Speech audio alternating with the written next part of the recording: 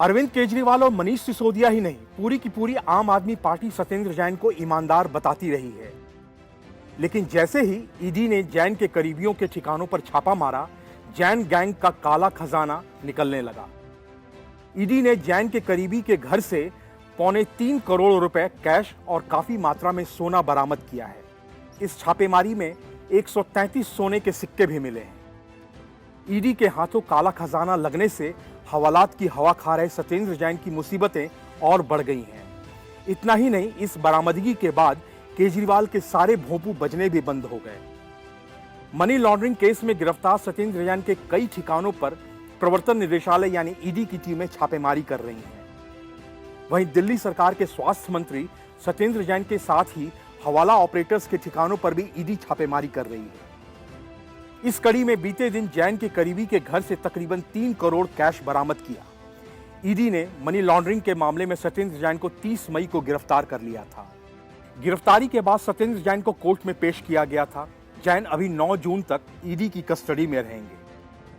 सत्येंद्र जैन की पोल पट्टी cell company के ऑपरेटर जीवेश मिश्रा पहले ही खोल चुके हैं। जीवेश मिश्रा जांच एजेंसियों को यह पहले ही बता दिया है कि उसने कैश के बदले जैन की कंपनियों के रुपए ट्रांसफर किए।